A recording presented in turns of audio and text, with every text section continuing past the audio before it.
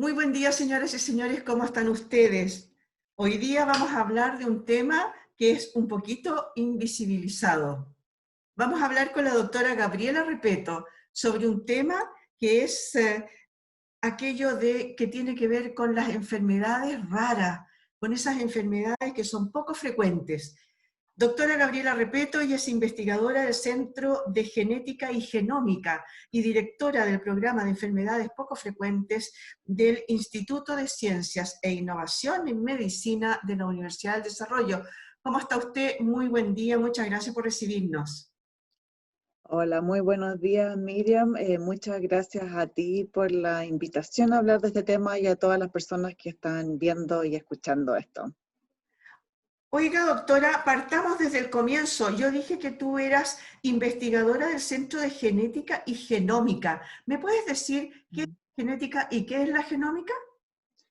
Claro, sí, sí, palabras nuevas, ¿cierto? Y muchas veces los investigadores no hacemos la pega fácil, inventamos esta palabra complicada. Entonces, genética es una ciencia, una disciplina que existe, yo creo que desde que existe la especie humana sobre la Tierra y nos hemos preguntado por las diferencias entre unas y otras personas, y por cómo se heredan esas diferencias de unos a otros. Y eso, como te iba a decir, una pregunta que la humanidad se ha hecho siempre. Lo que pasa es que en los últimos 50 años tenemos herramientas de laboratorio que nos permiten entender esas diferencias, identificarlas, y en el caso nuestro, que somos médicos, ver cuáles de esas diferencias se asocian con enfermedad, ¿ya?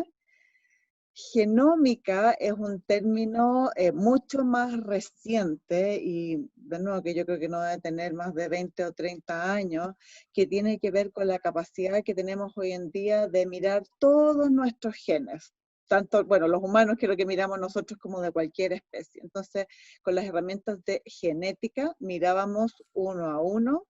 Con las herramientas que tenemos hoy día de genómica podemos mirar todos nuestros genes y tenemos más, cada ser humano tiene más de 20.000 genes que codifican para proteína y que tenemos más claro que lo que hacen, y otros 20.000 y tanto que todavía estamos recién aprendiendo a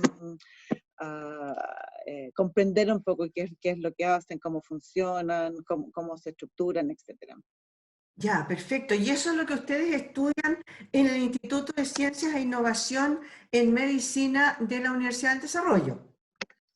Correcto, nosotros, o sea, hay muchas áreas de genética y genómica, o sea, la gente que trabaja con salmones, con la industria forestal, con plantas, pero también tiene sus propias áreas de genética y genómica. Nosotros en nuestro programa nos dedicamos a este problema de salud que tú mencionabas al principio, que se llama las enfermedades raras, y en particular las no diagnosticadas, y muchas de ellas son de causa genética, ¿ya? Son condiciones que su definición es que afecta a cada una a menos de una en 2.000 personas, pero son más de 8.000 condiciones, entonces si bien cada una de ellas es rara, si uno las suma todas, afectan como al 5 o 6% de la población, o sea, como a potencialmente a 1.000.000 de personas en Chile, que eso es mucho más de las personas que tienen cáncer, mucho más que las personas que viven con VIH, etcétera, que son problemas de salud para los cuales hay mucha más información. Estas Oye, condiciones son más qué buena invisibles. qué buena esa comparación que haces, porque en realidad cuando uno habla de enfermedades raras y dices uno, no sé, en 1.000.000 de personas en el mundo que le da, dice, pero es nada, ¿no? Pero claro, sumándolas son más que, por ejemplo, lo que pasa con el tema del cáncer o del VIH, como dices tú. Ujú, ujú, ujú. Cuéntame, esas enfermedades que clasifican como enfermedades raras o poco frecuentes, ¿aparecen específicamente en niños en la primera infancia o pueden aparecer ya de viejito? Sí, esa es una súper buena pregunta, y la verdad es que sí, como decíamos, la mayoría de estas condiciones tienen una causa genética, pueden ir apareciendo a lo largo de la vida. Entonces tenemos algunas que aparecen en la vida prenatal, antes de nacer, en una ecografía se nota que una agüita viene con malformaciones, etc. Hay otras veces que uno se da cuenta al nacer, ¿cierto? Cuando nace un niño que tiene muchas veces malformaciones en la estructura de su cuerpo, en su mano, en su cerebro, en su corazón, en cualquier parte, pero varias de ellas. Después hay otras que se van manifestando más adelante, por ejemplo, niños que tienen retraso del desarrollo, que tienen discapacidad intelectual, que tienen problemas de visión o audición, etcétera. Y después más adelante nosotros vemos personas que tienen problemas al corazón que se les aparecen de adultos, o muchos de los cánceres hereditarios, o sea, no el cáncer que le ocurre a la mayoría de las personas, sino que esos cánceres que se transmiten en la familia, que se presentan en adultos a los 40 o 50 años, también caen en esta categoría. Hay formas de enfermedad de Parkinson que se consideran enfermedades, o de Alzheimer que se consideran enfermedades raras porque se heredan en las familias y porque ocurren a edades más pequeñas. Entonces, en realidad, si bien la mayoría se presentan en niños, la estimación es que la mitad aparecen en niños, pueden aparecer en cualquier momento de la vida. Así que ninguno de nosotros está a salvo que a uno o a algún familiar cercano le aparezca alguna de estas condiciones. Oye, ¿y son necesariamente hereditarias? Claro, esa es una súper buena distinción. Claro, cuando nosotros hablamos de genética, quiere decir que es algo que es un cambio en los genes, ¿ya? Muchas de estas condiciones, sobre todo las que son más graves, aparecen por primera vez en un niño. Es un cambio genético que no heredó de sus papás, le apareció a esa persona, ¿ya? Entonces, es un cambio genético que a veces es hereditario, pero la mayoría de las veces no es hereditario. De nuevo, en parte porque el cambio genético es nuevo, no se heredó de los papás de uno, y también porque lamentablemente muchas de estas personas también fallecen precozmente o tienen mucha discapacidad y todo, entonces no lo terminan no traspasando a sus descendencias porque no pueden tener descendencia. O sea, no alcanzamos a saber en realidad si la tuvo o no. Ahora, Claro. una pregunta que me surge de lo mismo es, ¿esa persona que tiene esa posibilidad de la herencia necesariamente la va a desarrollar? Nosotros le pasamos como la mitad de los genes a nuestros hijos, ¿ya? Entonces, en algunos de estos casos, cuando estas condiciones son hereditarias, y habitualmente son hereditarias las que se manifiestan en el adulto, porque esa gente muchas veces tuvo hijos antes de saber de que tenía la enfermedad, entonces hay algunas de esas condiciones que se pueden transmitir de un papá o una mamá a un hijo, y la chance de que se repita en ese caso es 50%. Eso es lo que llamamos nosotros herencia dominante. Y hay otras veces que esta condición tiene que venir simultáneamente por los dos lados, por el papá y por la mamá. Entonces a lo mejor uno de los dos la tiene, pero si el otro no la tiene, el hijo no la va a heredar. Y eso es lo que llamamos herencia recesiva, o sea, que tiene que venir por los dos lados. Entonces hay algunas veces que se hereda y muchas otras veces que no. Y la máxima chance que se herede, salvo un par de excepciones, la máxima chance es 50%, así que no siempre se repiten. Ya, ya. Oye, ¿y ustedes yo sé que están por estos días en un congreso hablando de este tema de las enfermedades poco frecuentes o enfermedades raras? Cuéntame, ¿cuáles son las enfermedades poco frecuentes más recurrentes acá en Chile? ¿Se puede hablar de algunas enfermedades más propias de un país, de una región?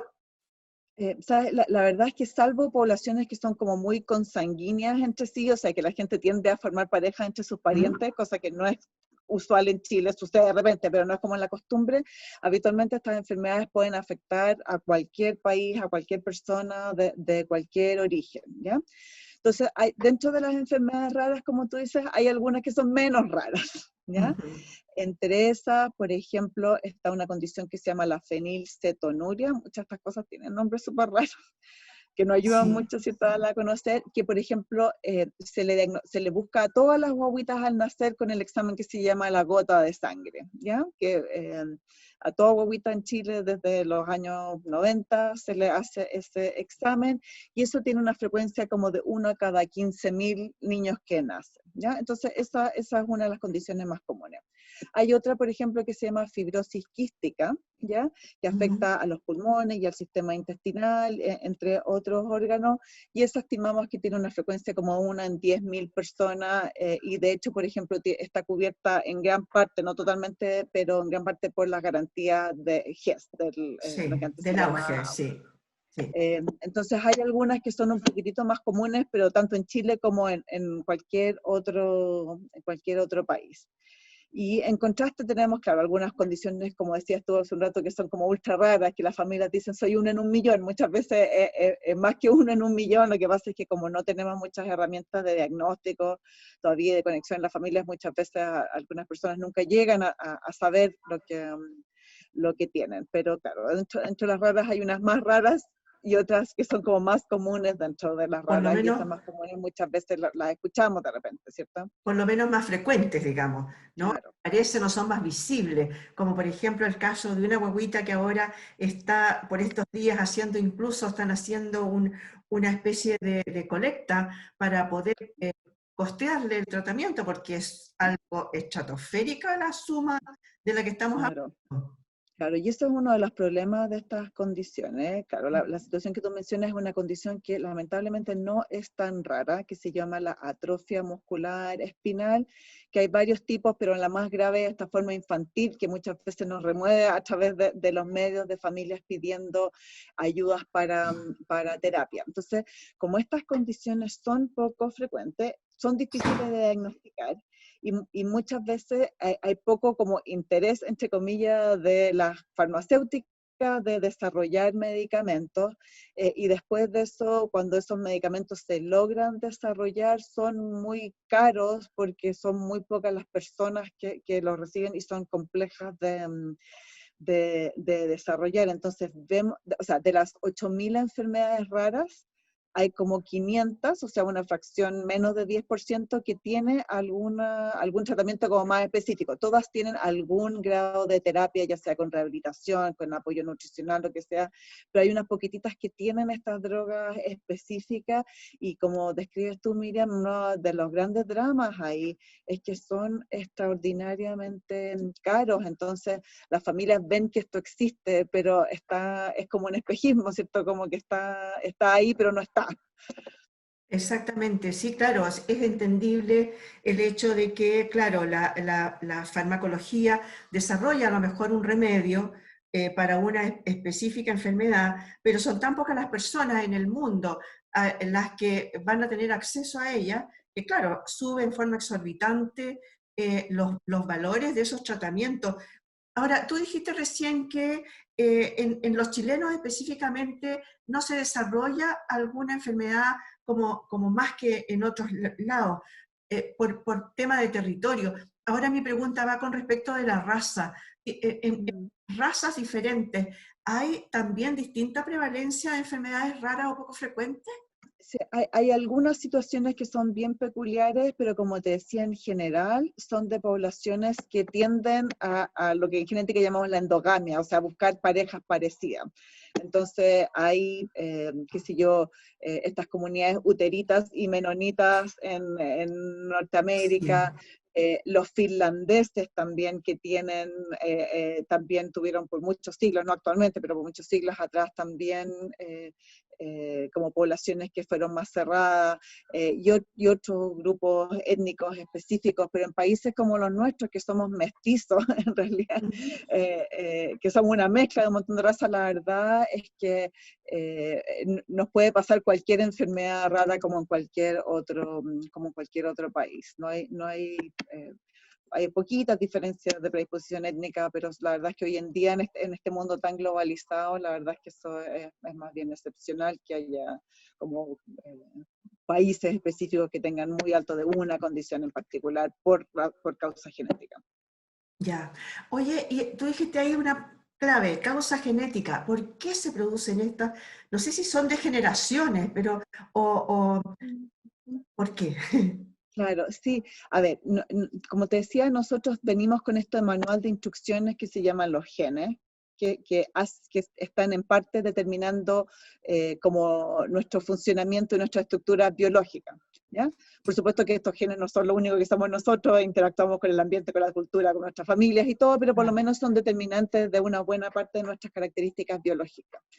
Y esos genes, como te decía, se tienen que ir traspasando entre todas nuestras células, pero también de una generación a otra. Y cuando eso sucede, la máquina fotocopiadora, por decir así, de transmitir información de una generación a otra, es súper buena, pero no es perfecta. Y ocurren cambios, ¿ya? Y la mayoría de esos cambios ocurren por azar, y de hecho es súper bueno que existan esos cambios, porque muchos de esos cambios caen en lugares que son neutrales, o sea, que causa, por ejemplo, diferencias de color de ojos, de color de pelo y todo, y que nos hacen mucho más diversos, y la diversidad es súper buena para la supervivencia de las especies, ¿ya? Y hay otras veces que por absoluta casualidad, por absoluto azar, eh, esos mismos cambios caen en algún lugar que producen una enfermedad. Entonces, una de las cosas que nosotros le recalcamos mucho a las familias, de que no hay nada que hayan hecho, que hayan dejado de hacer, que produce estos cambios, es propio de todas las especies biológicas que vayan cambiando con el tiempo. Algunos de esos cambios no significan ningún problema, algunos de esos cambios han sido ventajosos a lo largo de la historia de la humanidad, y algunos cambios lamentablemente caen en algún lugar que causa algún problema de salud potencialmente grave. Pero no, o sea, hay algunos agentes que causan cambios como el cigarro, por supuesto la radiación excesiva, etcétera, pero eso yo diría que son la minoría de la situación. La mayoría de las cosas es porque así estamos hechos los seres humanos. Ya. Oye, una duda, tú hablaste recién de la explicación que le dan a los papás, porque me imagino que debe haber muchas culpas de entre medio, ¿no? Culparse a lo mejor entre ellos, ¿no? Que tu familia, no, que yo, etcétera. Cuéntame una cosa, ¿son todas estas enfermedades degenerativas, van todas desarrollándose a llegar a un final muy grave? ¿O hay algunas que se logran mantener? Sí, sí. Hay de todo, como son miles de enfermedades, la verdad es que hay mucha variedad, entonces es difícil como generalizar, Mm. pero claro, hay algunas condiciones en que son estáticas y que con un buen tratamiento, la verdad es que la gente anda súper bien. Hay, por ejemplo, hay personas que tienen un problema del ritmo del corazón que es hereditario y que es raro y todo, que si no se trata causa muerte súbita. Y nosotros de repente vemos ese tipo, por ejemplo, en esos deportistas de élite que caen desplomados y todo. No siempre, hay veces que eso tiene una causa genética y eso es tratable con un marcapasos, con una cirugía cardíaca preventiva, y la verdad es que la mayoría de las veces esas personas, si logran tener un diagnóstico a tiempo y un tratamiento a tiempo, esas personas hacen vida súper normal. Hay otras condiciones, sobre todo las que afectan el cerebro, hay veces que son estáticas, o sea que la persona va a tener una discapacidad, pero que con apoyo en el fondo esa persona va a poder ir logrando distintos hitos en su vida y distintos grados de independencia, y hay otras veces que esos cambios son, como decías tú, degenerativos, o sea que se van muriendo partes del cerebro y hoy en día no tenemos cómo reponerlo. Entonces la verdad es que es súper variable y depende de la enfermedad, y por eso una de las cosas importantes que buscan las familias es un diagnóstico, porque aunque no haya una cura definitiva, por lo menos saber qué esperar para adelante, si es que hay algún tratamiento que pueda ayudar con los síntomas, todo ese tipo de cosas, es más fácil entenderlas cuando uno logra tener un nombre al menos para la condición que lo afecta a uno, a un hijo de uno. Oye, tú dijiste ahí una palabra clave respecto primero de los síntomas, las diferentes, ¿cómo un papá, por ejemplo, que tiene una guagua o el mismo médico, ¿no? El pediatra que revisa la guagua cuando se va a los controles, ¿cómo se da cuenta cuáles son los síntomas, cuáles son los atisbos que se pueden mostrar Claro, de, a ver, sí, este niñito algo le pasa? Porque hay muchas claro. que de repente dicen, me he pasado de médico en médico por años hasta que fui a... ¿Cómo es el tema del tema de los síntomas y del diagnóstico? ¿Cómo te llegan a ti los pacientes? Claro. ¿No te llegan a ti? Sí, sí, mira, también, de nuevo, es como bien variado. Voy a tratar de hacer alguna generalización que Sí. seguramente es demasiado simplificada, pero claro, hay algunos niños que al nacer sabemos que hay problemas. De nuevo, vienen con una malformación en un ojo, en una oreja, en el cerebro, alguna cosa así. Ujú. Entonces eso es muy evidente al nacer. Y esos niños, claro, nos llaman a los pocos genetistas que somos a verlo muchas veces a unidades de cuidados intensivos, ya sea de pediatría o de Ya. neonatología. O sea, estos niños están graves, están hospitalizados y todo. Hay otras personas que van teniendo sus síntomas a lo largo del tiempo. Entonces, por ejemplo, consultan porque tienen un retraso en su desarrollo, o sea, niños que no se van sentando, caminando, hablando en las fases en los periodos en que uno esperaría, o lo mismo con su crecimiento, ¿cierto? Entonces, muchas veces esos niños nos llegan a través de la atención primaria, ¿cierto? De la matrona, la enfermera, o el pediatra, o el médico de familia, que están haciendo el control de ese niño y que muchas veces han hecho un trabajo súper bueno de descartar las cosas más comunes, qué es lo que está comiendo este niño, cómo lo están estimulando, ve y escucha bien, ese tipo de cosas, y han hecho todo ese primer camino y todo, y después llegan como a esta pared de que no sabemos qué más hacer, y ahí es donde hay veces que nos llegan o a los genetistas, o muchas veces a los neurólogos, otras veces llegan a través, por ejemplo, de los especialistas en inmunología, porque un niño tiene, qué sé yo, infecciones recurrentes que no son fáciles de explicar por el solo hecho de ser niño, entonces van llegando como desde múltiples fuentes. Y la otra situación lamentable, como te decía, es muchas veces nos llegan adultos porque se murió alguien de manera inesperada en una familia, una persona que se pensaba que era sana, y resultó que se descubrió en ese terrible momento, en el fondo, que esa persona tenía un problema al corazón que nunca se había diagnosticado porque nunca había producido ningún síntoma hasta que tuvo esta que llamamos muerte súbita. O de nuevo las personas que llegan porque tuvieron un cáncer súper joven, entonces que van a su programa de cáncer, van a su programa de tratamiento y se sientan en la sala de espera y se dan cuenta de que tienen otra edad comparado con las otras personas que están sentados ahí. Entonces, llegan por muchas razones, y eso es una de las causas por las cuales es tan difícil llegar a un diagnóstico, porque como que los doctores o los otros profesionales de la salud no tenemos así como un listado de cosas típicas, porque no la hay, porque son tantos diagnósticos. Entonces las familias sufren lo que describías tú, de ir uno al doctor otra vez, muchos exámenes, y eso las comunidades de personas con enfermedades raras lo llaman la odisea diagnóstica, ¿cierto? Este viaje largo, dificultoso, con obstáculos, ¿cierto? Hasta poder llegar a poder al menos saber qué es lo que tienen, y ahí empezar la odisea del tratamiento. Oye, y antes de la odisea, estoy ya para ir terminando, porque en realidad yo sé que estás súper ocupadita. Y antes de la odisea del tratamiento, que no se sabe, porque hay algunos, como decías tú, que tienen cosas paliativas, hay algunos que tienen remedios realmente, pero antes de llegar a eso, hay un estudio genético, es muy complejo, es muy pocas las personas que hacen este tipo de tratamiento. Sí, con respecto a diagnóstico, Ujú. esto es súper complicado en Chile porque hay muy pocas capacidades para hacer estos exámenes genéticos, y además de eso, los pocos que hay muchas veces no tienen cobertura, ¿ya? Ni por FONASA, ni por las ISAPRES, ni por los seguros complementarios. Entonces se genera este círculo de que, claro, como no hay financiamiento, los exámenes no se montan, y muchas familias tienen que recurrir a hacerse los exámenes fuera de Chile y pagar de su bolsillo, ¿ya?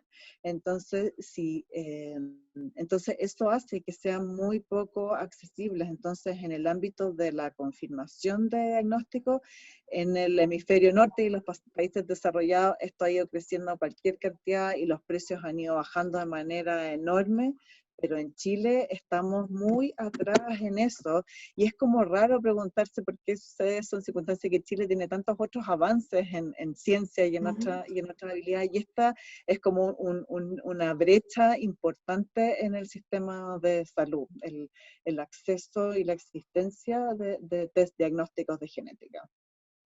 Muchas gracias, doctora Gabriela Repeto, del Instituto de Ciencias de Innovación en Medicina de la Universidad del Desarrollo. Me quedaron todas estas preguntas por hacerte, pero se nos termina el tiempo, y yo sé también, como decía recién, que estás muy, muy ocupadita y gentilmente nos cediste este tiempo tuyo. Muchas gracias por haber estado con nosotros. No, yo te agradezco a ti, Miriam, y a la radio y a todas las personas que están viendo y escuchando esto, porque tenemos que dar a conocer esta condición, así que en nombre de los clínicos que trabajamos en esto, y yo me imagino que también en nombre de las familias que están en estas condiciones, apreciamos cualquier cantidad estas oportunidades de dar a conocer. Así que tengan un muy buen día. Muchas gracias, igualmente para ti. Muchas gracias a ustedes también, señoras y señores, por haber estado con nosotros. Esto fue un programa más de En tiempos de coronavirus. Nos volvemos a ver de todas maneras. Muchas gracias por haber estado ahí.